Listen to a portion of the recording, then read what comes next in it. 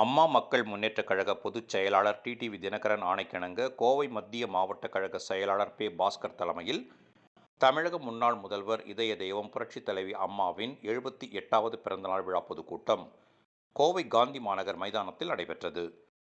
மாவட்ட இதய தெய்வம் அம்மா பேரவை செயலாளர் வடவள்ளி கருப்புசாமி துவக்க உரை நிகழ்த்த கணபதி பகுதி செயலாளர் மில்லர் அருள் வரவேற்புரை ஆற்றினார்.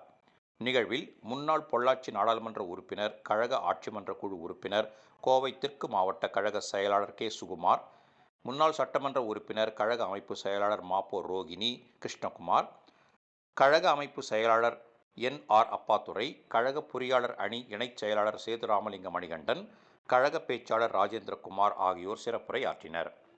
முன்னதாக மேடையில் வைக்கப்பட்டிருந்த புரட்சித் தலைவர் எம்.ஜி.ஆர். மற்றும் புரட்சித் தலைவி ஜெ. ஜெயலலிதா ஆகியோரின் திருவுருவப் படங்களுக்கு கழக நிர்வாகிகளால் மலர் தூவி அஞ்சலி செலுத்தப்பட்டது. நிகழ்வில் கோவை மத்திய மாவட்ட கழக நிர்வாகிகள் கோமதி, மூர்த்தி, கிருஷ்ணவேணி, மகேந்திரன், பொதுக்குழு உறுப்பினர் பாலச்சந்தர், சார்பணி மாவட்ட செயலாளர்கள் சந்திரகலா, பசும்பொன் குமார், அப்துல் ஹமீது, விக்னேஷ், கௌரி, பகுதி கழக செயலாளர்கள் மதனகோபால், சுந்தர் சிங், செல்லப்பாண்டி, கண்ணன், குணசேகரன், வட்டக கழக செயலாளர்கள், பகுதி சார்பணி நிர்வாகிகள், தோழமை கட்சி நிர்வாகிகள் மற்றும் கழக உடன்பிறப்புகள் திரளாக கலந்து கொண்டு சிறப்பித்தனர். நிகழ்வின் இறுதியில் மாவட்ட மகளிர் அணி செயலாளர் சந்திரகலா ஏற்பாட்டில் சுமார் 200க்கும் மேற்பட்ட மகளிருக்கு நலத்திட்ட உதவிகள் வழங்கப்பட்டது.